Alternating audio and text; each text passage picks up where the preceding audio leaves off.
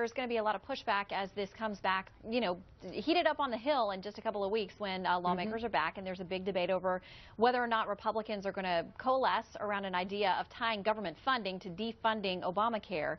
But the president makes it sound there that Republicans are trying to strip Americans of health care. It is a right.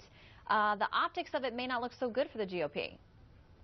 Well, the optics right now are really about the president's health care law. You have to look at what's happening. He says that the Republicans are trying to gum it up, but the administration in its own right is sitting here taking the law and pushing different pieces of it back. They pushed the employer mandate back, but then gave the ability for members of Congress and their staff to be exempt from the Obamacare. So the president is gumming it up himself, his administration, and it just shows that this law, the cornerstone of his first administration, was a law that was too massive, too big of an undertaking, and is creating so much uncertainty that it's starting to have a drag on the economy. And Ebony, we've seen more and more public skepticism. I mean, it's going to be necessary to have the public on board because you got to have people, young, healthy people, sign up in order to help fund and offset the cost of older and less healthy individuals.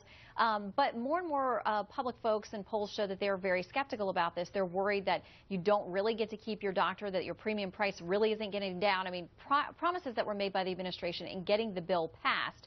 It's now the law, but unless you get folks to sign on, it may not work. How do Democrats deal with that and the president? Well, I think you're right, Shannon. This is very much based off of active enrollment. But, polls show that a lot of people are very happy with a lot of the things that this package provides.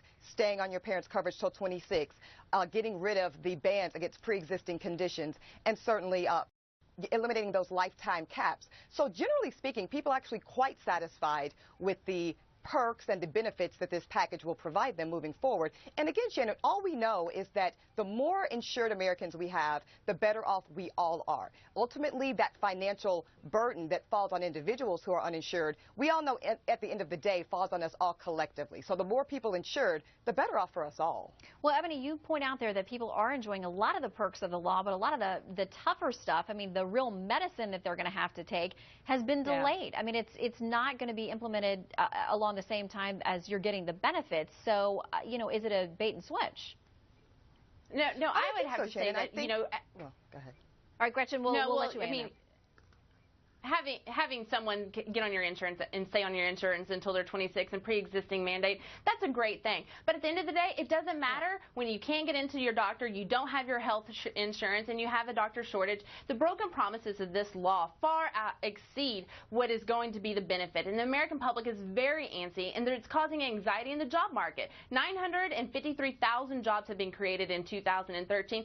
77% of those have been part-time jobs, and that's mainly because employers don't want to be responsible for the new Obamacare things that they're going to have to pay for, entitled to having people who are working over 40 hours a week. They don't want to pay that. They would rather pay someone less and have them work less and have more workers than actually have to abide by Obamacare. Yeah, and Ebony, there are key unions there are key unions out there who helped to pass this bill into law, and that is one of the things they keep bringing up. They've raised their concerns with Nancy Pelosi and Harry Reid and with the White House, saying, basically the idea of a 40-hour work week is being undercut by this law, and our members are going to lose the coverage that they now enjoy. Those are people who supported this bill and helped to get it passed. Absolutely, but to be fair, Gretchen, a lot of those points you were just making are purely speculative. I mean, kind of to me, this massive hysteria. They're not speculative. They're being reported. They are no. They're being reported in the press, and people are having changes in their plans, and their premiums are going up. Those aren't speculations. Americans are feeling this already. Ebony, final quick word to you. No, they're actually not, because absolutely. Final word is this goes into effect October 1st. The Supreme Court has spoken, and the people that stop sabotaging this health care package are seeing it doing really well in both New York and California. No, the administration it's promising, and people are happy about it. That is absolutely not true, Gretchen. All right. Well, we will end on an agreeing to disagree. Gretchen and Ebony, we thank you both very much.